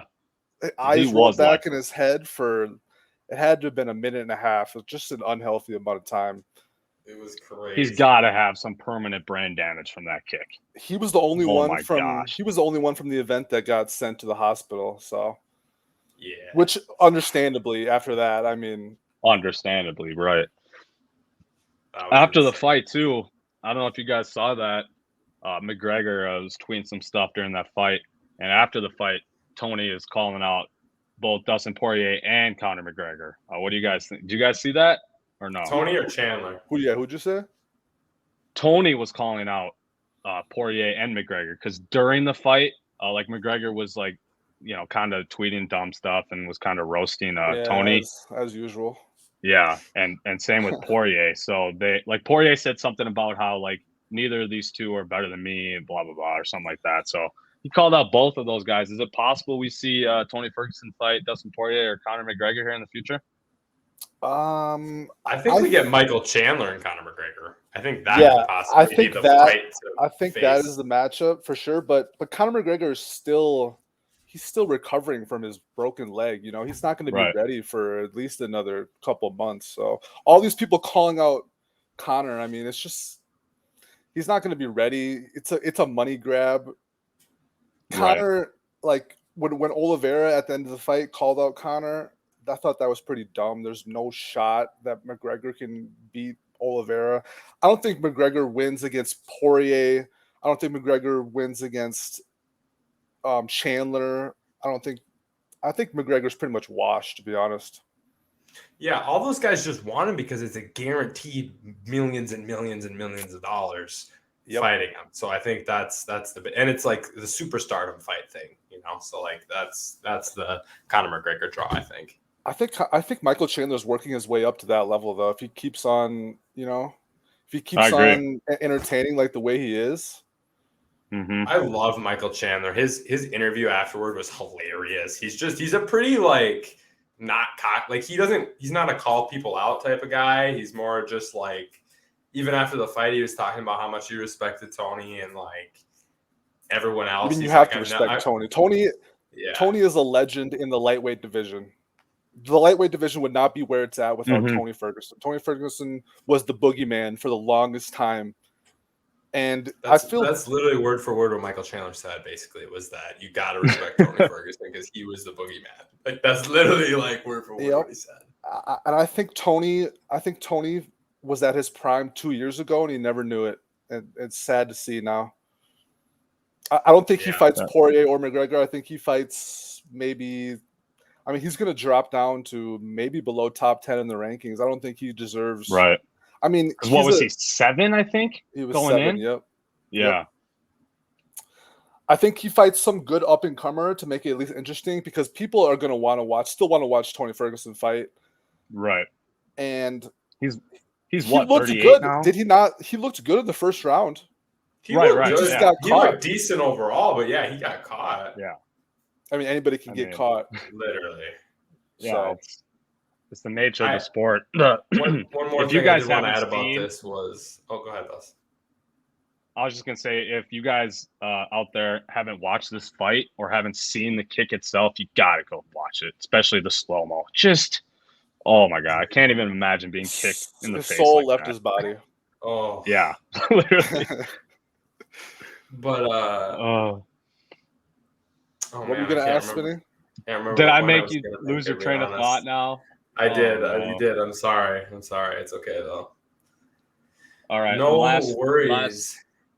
Last question I do want to ask. Did we even mention who do we think Chandler's fighting next? I guess we kind of talked about it, but like who's his next fight? It's got to be one of – is it maybe Gaethje? No? It could be the Gaethje 2. That everybody wants to see that. I mean, if you watch the first fight between them, that was one of the best fights of all time. In my opinion, insane slugfest. They both kind of have the same. They both kind of have the same style. They're both stand-up guys that just throw haymakers, and I think in the rematch, Chandler wins. If that does happen, I can see that going both ways. That's a slugfest of a fight. Either someone's going to get caught or it's going the distance. It's one of those type of craziness. When Chandler talked about that fight in the past, he kind of acknowledged that he kind of went against his game plan, and once you're in that environment, he kind of went just rogue and he had no guard. He was just standing there in front of him, smiling at him, getting hit in the face so many times. And I think that if they do fight again, he's going to be more technical. He's going to keep his calm in there, I think. Agreed. I agree. So hopefully that's who I would like to see, at least. That's kind of what I'm hoping for. Chandler next fight is Gaethje 2. I think that would be amazing to watch. The second fight, first title fight of the night, Rose Namajunas. I say that right, Brett? Namajunas versus Namajunas versus Carla Esparza. Yep. I say Esparza. Yep. Split decision here. Rose is not looking like herself. It was all her on the defensive. Let's just say she's on the defensive the whole fight. Let's just say that. Okay, Carla Esparza has always been known as an excellent wrestler. If you get taken down by her, she's usually going to control you for the whole round. So I can see Rose's timidness to kind of feel her out, but when you do it for 5 rounds and you get attempted to take down and you get up in a second, that should give you enough confidence to at least start, working in your game and start playing to your strengths, because she was the clear better striker. She could have taken her to town on the feet. And I think her corner just ultimately was her downfall. Her corner was encouraging her to keep fighting like that. And I think her corner really sold her on the fight. There's no way that her corner could have thought that she was scoring enough points in the judge's eyes to. Right. Apparently they did, though. I know. Because she said afterwards she thought she won. I know. And I was like, you were backing up the whole time. Right. If you're the champion, you have to show that you're the champion. Like, the judges are gonna want to score against you even more if you're fighting like that and you're the champion. There was also parts of round 2 and 3, especially where it looked like she was just checked out. Like, it was like, is your head in this fight, or like what? I think that was just the game plan to just, I don't know, That's crazy. I think it was the stats were the least amount of significant strikes landed in a 5-round fight. 67 total between the two of them. It was absolutely 37 for Rose and 30 for Carla. I'm not gonna lie, I almost fell asleep during the fight. This thing was like it was a boring fight. It was very boring, and it reminded me of a Floyd Mayweather boxing match. It's just it's like I'm watching Floyd.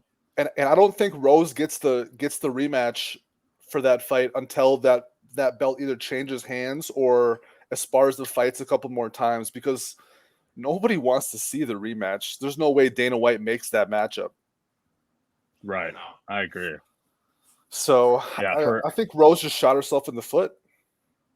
Yeah, I agree. And being I love Rose. Being a fan of Thug Rose, like, after just that performance was just not fun to watch. It was extremely boring, like you said, and I kind of honestly lost some respect for her, or at least her team, because I just don't get how that can be the game plan coming into a title fight like that. I do get that game plan starting out, but as the fight develops and you see how you're getting pushed the whole time, once it gets to round 2 or 3, you have to realize you have to go in and be aggressive, or you're going to lose the fight. It's just like, I just felt there wasn't an adjustment it was fairly obvious, I feel like, to anyone watching, that Carla was the one pushing Rose the whole time. And once you get that feeling, I feel like you got to change your game plan and try to get into it, especially like Brett said, where Rose was getting up like most of the time pretty much from any takedown attempt. So it was like she should have more confidence too as the fight developed because of that, I felt like. Yeah, and she even tweeted today, actually, I just seen this. She tweeted, "I fucked up." So I think she watched the fight over again and realized that, I think she's kind of coming to terms with why she lost. Yeah. And even in the post-fight press conference, she was kind of angry. She didn't really understand why she lost. She wanted to fight a strategic fight. She said, "Why do I have to go into every fight and it has to be a slugfest? Why do I have to fuck my face up every fight?" She said, basically. Fair points. But there was just no action and none. And honestly, okay, I'm going to give her this. I thought she won, but I can see why the judges didn't give her what one of the judges scored it 4 rounds for Esparza and 1 round for Rose. I can see why they did that, I guess, but I did see a picture, I don't know if this was photoshopped or not, of the judges watching the Canelo fight during the freaking during Rose's fight. I hope that's not true. Yeah. I think it was photoshopped, but that's funny. Gosh, I hope that's not true. The scoring, though, for those that don't know, 48-47 Carla, 48-47 Rose, and then 49-46 Carla. So, yeah, it was close. I mean, Rose had more strikes, but yeah, she was definitely in the defensive the whole time. And I don't know. I was just really disappointed with the fight as a whole, and definitely with Rose's performance. I feel bad for anybody coming to watch UFC for the first time and they have to watch that fight. Right. That was the first. Yeah. I totally agree. Those are the type of fights in UFC where you're like, bleh. Yeah. Right. Goes down as one of the worst of all time, for sure. Absolutely. And then other title fight, Charles Oliveira versus Justin Gaethje. This one had a lot of attention going into it, obviously, given the names there. Charles missed weight. What are your guys' thoughts on that? He was a half pound off. Wasn't able to get it done in the extra hour they do give the fighters. And so, yeah, he was stripped of his title, and he's not technically the champ anymore, even though obviously he won. He might not technically be the champ, but everybody knows he's the champ. Right, exactly. And what do you guys think about the missing weight? There was scale controversy. Okay. What is that? So the scale controversy was that that the scale was off by a pound or something, which, I mean, I don't really know all the details on that, but I don't get why we're still using scales like they're using. Why don't we go to digital scales? Like, why are we still using the scales where you got to move the they're slider? Still using the right. Digital scales. What are we doing? Exactly. What are we doing? And if you were to miss weight by 0.5 pounds in a non-title fight, you'd be completely fine. But I guess there has to be rules. I guess, but I mean, we all know Charles is the champion, no matter if he has the belt or not. With the performance he just put on and his 11-fight win streak, I mean, it's undeniable. It's undeniable that Charles is going to go down as one of the best lightweights of all time. He's creeping up on Khabib right now, like in the conversation, to me at least. Especially with total wins. Oliveira's got 33 total wins. He's got the most finishes in UFC history, the most submissions in UFC history. Justin Gaethje's ground defense is good, and Oliveira made it look like he was like a piece of crap. It was just even though he got the first one and then Gaethje got out of it a little bit, and then it was immediately just back in locked in. It's like Justin Gaethje was a state champion wrestler. He was I think was a college. Wasn't he like Division II or something, college champion or something, I think? Yeah, I think something along those lines. He's got a good ground defense and good wrestling background. And he does. Oliveira made him look like he'd never been in the octagon before when he was on the ground. It was crazy. Well, and even like he got Oliveira on the ground a couple times, and just like he didn't even look like he wanted to take advantage of it because he was like almost scared. It's like, I don't want to be on the ground with Oliveira. That's what's hard for all those punchers with Oliveira is they can't go because there's always traps. Oliveira's got like traps at every different like part of his game. Like you do this a little too much, trap, you're in a submission. You get too close to him, too aggressive, trap, you're in a submission. It's just like, so the fighters are always like sketched out about going in on him because he's got all that stuff he can just. There's so many mind games that he plays with you. You know, like when he goes and he shakes the hands of all the opponent's coaches before the fight. Yeah. That's just a mind game within itself, you know? Absolutely. I love it. What's next for Charles then? Because it's clear that he's title fight with whoever they want to put up. Okay, I'm gonna ask because I know who I think he should fight, but I want to hear from you guys what interests you and what do you think, who deserves it? The fight, I think, would be the most interesting. I don't know if this guy necessarily deserves it, but I think the best fight, and I don't think this would be that good of a fight either, but I think the best fight would probably be Michael Chandler.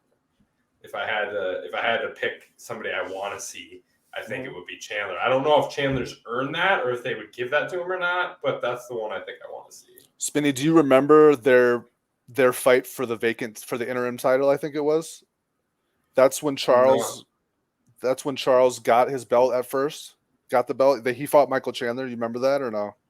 I don't remember the details of that one at this moment, if I'm being honest. TKO. Michael Chandler almost he was 2 seconds away from beating Charles Oliveira. 2 seconds. He was absolutely destroying him with punches. He knocked him down. Charles was covering up on his stomach, and then he flipped over and got into his guard like he did with Gaethje when he got knocked down both times. And the fight continued, and Oliveira knocked him out. But that fight was literally 2 seconds away from going to Michael Chandler. So I agree. I wouldn't mind seeing that rematch. Yeah, that's honestly what I was going to say as well. Given how well he performed on Saturday night, I don't see why that would be an issue. But obviously, before this Ferguson fight, he did take 2 L's in a row, obviously, including the one to Charles, as you were just talking about. So I don't know. It's going to be interesting to see who they choose. But I mean, it's clearly going to be Charles versus somebody because I mean he's a champ, even though he's not the champ. He obviously is a champ and deserves to be in that vacant title fight there. No doubt about it. There's not even a debate. If I had to pick somebody, it's got to be Islam Makhachev. It's got to be. I knew you were going to say that. I knew you were going to say that. It's got to be because I mean I wouldn't mind seeing Chandler. You like that better than Dariush? I was just going to say I wouldn't mind seeing Chandler versus Oliveira. Let Chandler get his belt, let Oliveira get his belt back, and then have Makhachev fight Dariush. If he proves that he's the winner of that, if he proves that he's at that top level, Makhachev, because he's still pretty, he's still kind of a rookie-ish, but he's on a 10-fight win streak, so 10-fight win streak versus an 11-fight win streak, which would be 11 versus 12 at that point if they both win. That'd be a blockbuster right there. And I don't know if Charles can easily walk through that. Makhachev is scary. Yeah, he is. He is. And that might be a new start of a new reign, I think. I think Makhachev has a very good chance of winning that fight. But I would love to see it. I would love to see I like too. That. Go ahead, Spinny. Yeah, I mean, I think it's got to be one of those guys between Islam and Dariush and Chandler. It's got to be one of those 3 guys, right? That's the no doubt for Charles. So, and I like what Brett's perspective is too. You have whatever one of those 3 you want fight Charles for the vacant championship, and then you have the other 2 fight, and then that's probably Charles' next fight, the winner of that. I mean, I don't think that's a bad setup to roll with either. Proves themselves. I like it. Yeah, I like to specifically start with Chandler and then let Islam and Dariush fight and have the winner of that, because I do think Islam is maybe 1 fight away from being deserving of fighting for a title, but at this point with it up to grabs and Charles beating essentially everyone in the lightweight division already, I mean that could be a potential next fight. So we'll see what happens. Do you think it's got to be later this year, right? Or when do you guys think he's going to have to fight again? I guess I think it'll be in the fall, probably. Sometime in the fall. Right. And I also like the Chandler Oliveira matchup because both of them came off quick fights here.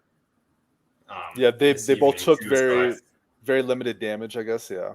There weren't wars. Yes, I feel like a quicker fight between those 2 could be possible, just so we could get a champion. Mm-hmm. Right. That's a good point there. I like that point. Well, that's all we got for UFC 274. Brett, do you have any other final thoughts about UFC 274 or any events coming up before we get you off here? I might even include like any of the lower fights that you watched, if you got any of those that were crazy that you want to point out to. Any of that? Honestly, there was a lot of decisions in 274.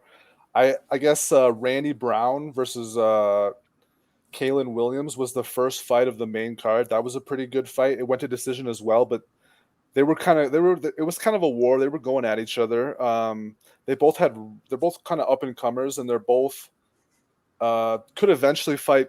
Or Randy Brown, who won, I think he has a chance to potentially fight Kamaru Usman. He's in the welterweight division. If he keeps on winning, he looked pretty good.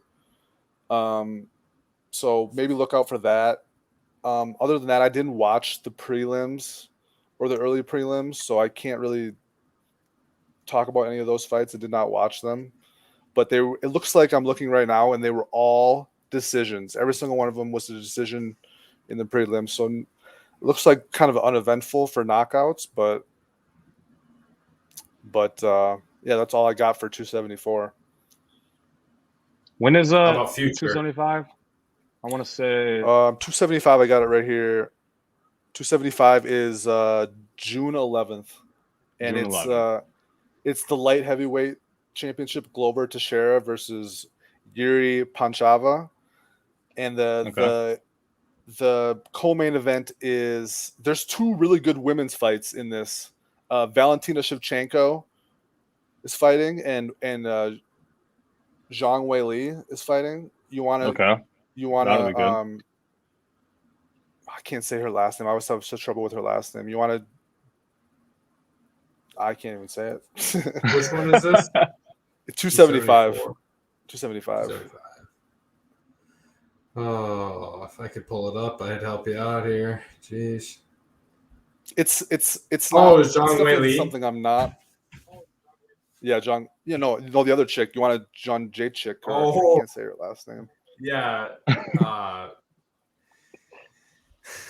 Oh my gosh. John J Sheck, or it's like there's another syllable I'm missing. Yeah, I know. There's 3 syllables that I could get to. Sorry, no disrespect to you. Your name's just long. The next fight night, May 14th is Jan. Next weekend is Jan Blachowicz is fighting. Yeah. So I'm excited for that main event. And if we're looking all the way ahead to 276, that card is stacked. That's Adesanya and Cannonier. The U.S. Cannonier, there you go. And the trilogy. Volkanovski Holloway. And the trilogy. So I'm so excited for that. Oh, yeah. You think Max has got it? I think he got robbed last fight, so we'll see. We will see, and I think if Volk wins, I'm excited for it. I think if Volk wins, he's going straight up to lightweight, and he's getting a title shot instantly for the lightweight title. He deserves it. Literally, if he beats Volk again. And I watched Dana White in the 274 post-fight press conference, and somebody asked a question about the trilogy of Volk and Max, and about Volk's interest in moving up, and Dana White even said, why not fight champion versus champion? That's who doesn't want to see that, Volk and freaking Charles, that would be sick. Yeah, that would be insane. Insane. And when's the last time we've seen a person hold 2 belts in 2 different divisions? I think the last one was Conor. So yeah, other than Amanda Nunes, but right. Agreed. One last thing, Brett, I want to add, because they kind of talked about this on a couple press conferences, especially with Chandler, given him fighting at 155. Do you think a 162 or 163 weight class could be beneficial, given the gap between 145 and 170? 155, you mean? Or 155 and 170? Yeah, sorry.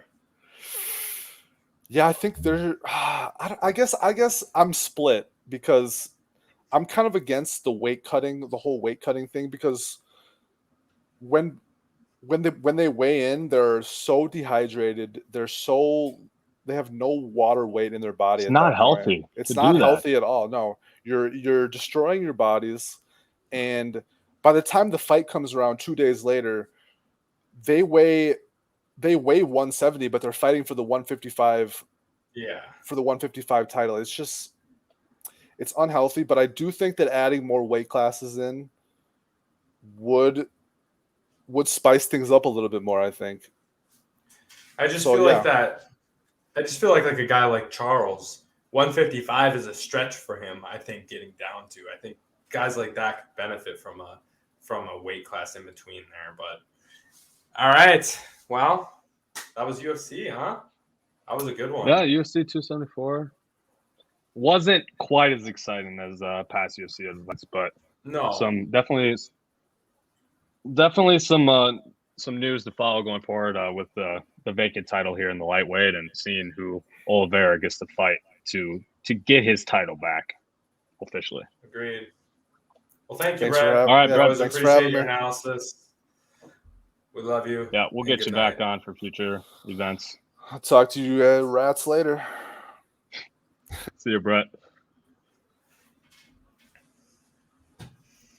So all right, our last topic. We're gonna try to get through this quick for you. We know we've been talking a long time, but it's not a very. I mean, obviously, no NBA playoffs. Couple updates. Let's be real.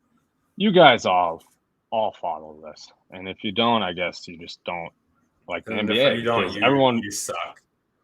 Yeah, everyone that likes the NBA follows the NBA playoffs. So, but East. Let's just start in the East. Heat tied 2-2. This was looking to be all Heat, and then Embiid got cleared, and now it's been all Sixers. So this is definitely a series to watch going forward. This could definitely get pushed 7 games, no doubt about it. I'm a little worried about Bam. Yeah, Joel's unguardable. Man's even got a broken face, and he's out here still balling with his mask on. I'm a little worried about Bam. There's really no reports about injuries. I just feel like he's still not 100%. He's not looking very good to me, and he is definitely not capable of guarding Embiid. He has been getting torched thus far. So I'm kind of we also got to see a vintage James Harden. He kind of stepped back 2-3 years and was that James Harden at least in Game 4. So that's something to watch going forward here. And I guess I don't really have any other thoughts on this series. This is definitely a truly toss-up series. I'm just looking forward to watching these last 3 games. First good game in a long time for Harden. That was cool to see. Embiid's obviously dominant. No one can guard him in the league except maybe Giannis, or that's it. But even that, Harden had a vintage game. Credit to him. First good playoff game, and who the heck knows how long. So that was nice, especially in the fourth quarter. That might have been his best fourth quarter in the history of his playoffs. But last night was the most fourth quarter points he's ever scored in a playoff game in his career. So shout out James Harden there on that one. I picked the Heat. I'm going to stick with it. I think the Sixers have a sneaky chance, though, given how unguardable Joel is. Bucks, Celtics. That series, Game 4, is about 15 minutes away here as we record. Bucks, nice win there in Game 3. I think the Celtics squandered some opportunities, played behind the whole game. Tatum was obviously awful. Terrible. So hopefully we see a comeback here. But this is a must-win game for Boston because you're not beating Giannis 3 games in a row. He's too good. He's the best player in the league. So if you don't win tonight, it makes it very, very, very, very difficult. And then Bucks would have it. Also, Rob Williams out tonight for Boston. That scares me a little bit. Yeah, that's not good.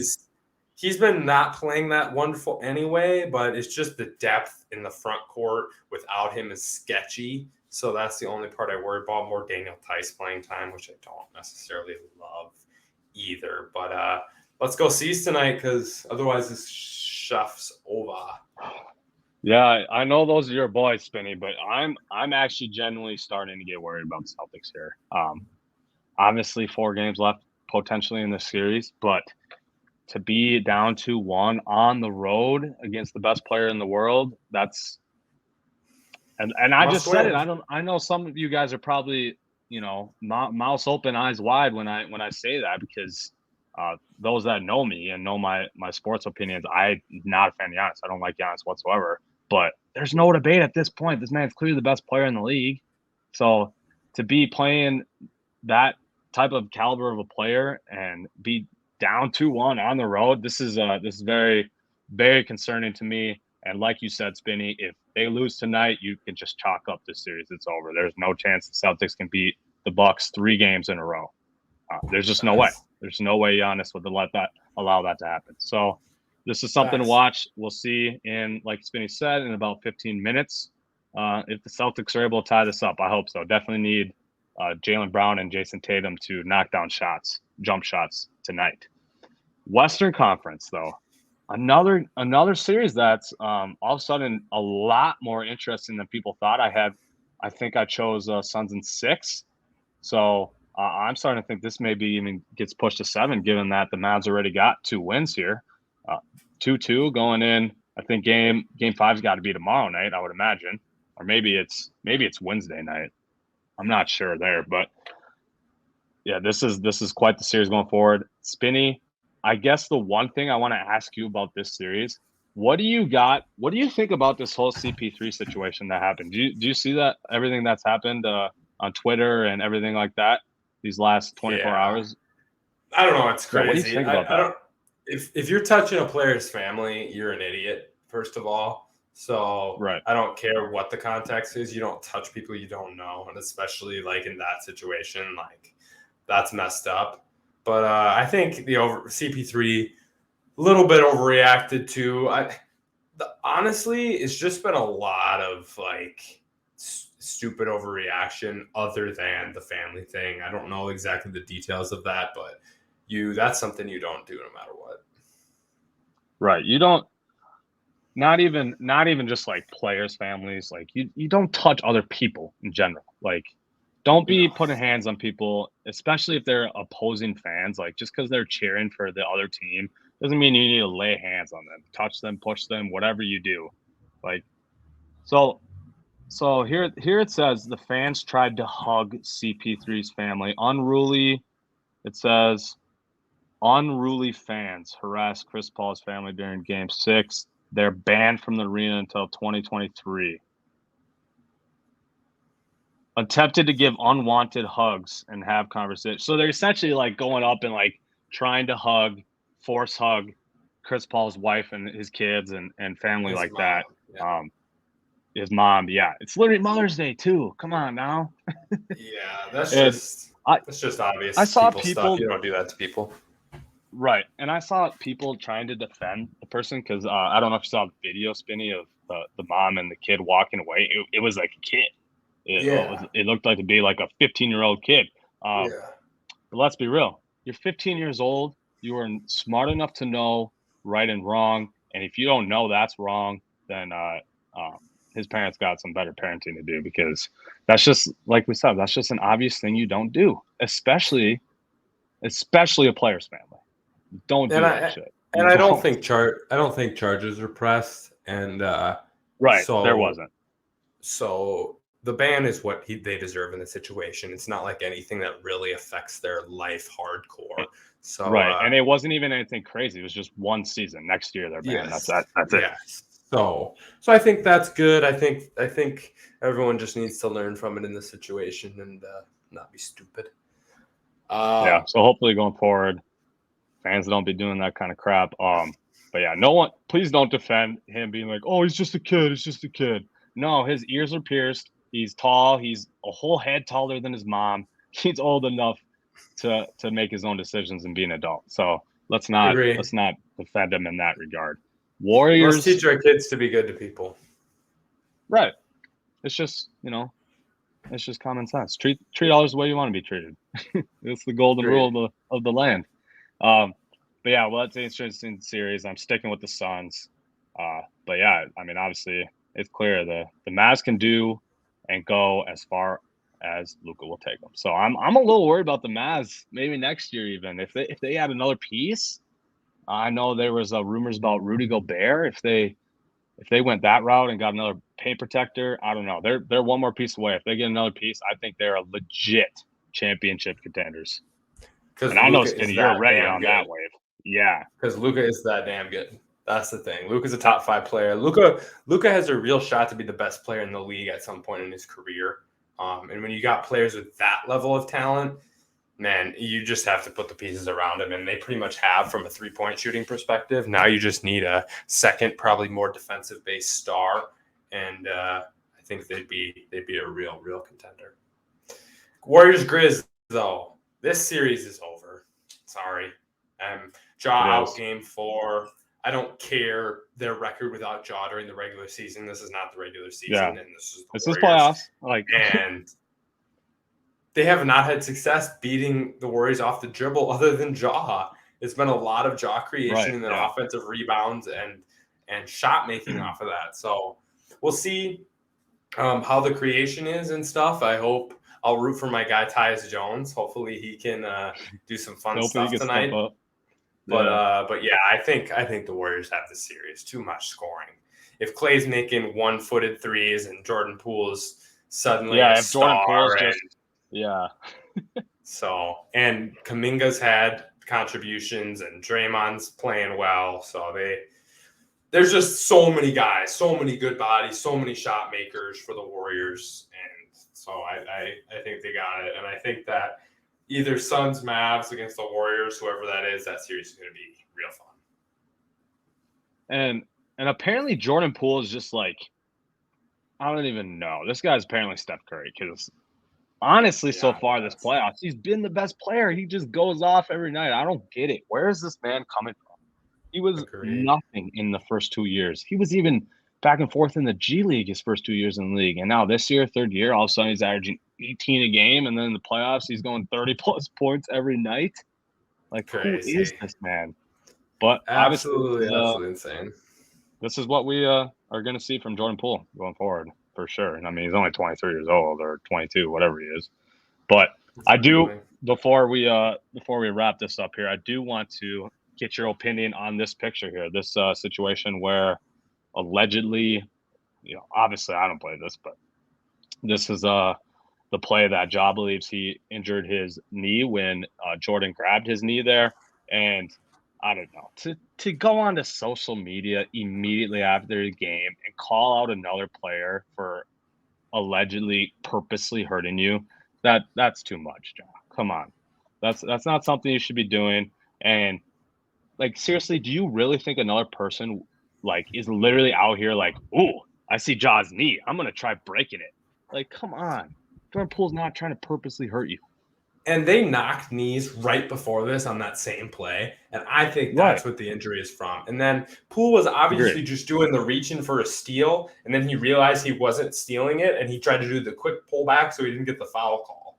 Like, that's what it was. Like, whatever. The things got hot in this series because Steve Kerr way overreacted in his reaction to Dillon Brooks. And then as soon as that happened, everything got hot. And I don't think Dillon Brooks was a dirty play at all. I think he was over-aggressive. He deserved the suspension, given what happened, smoking him in the face. But it wasn't a dirty play. He wasn't trying to hurt him. He was going for the ball, and it's playoff basketball. And I think once that overreaction happened, it's an overreaction from the other way by Jenkins and Ja. And it's just, Ja deleted that tweet like 30 minutes after. But yeah, that's I think why this has become so much bigger of a deal than it is. And it's playoff freaking basketball, for goodness sakes. Right.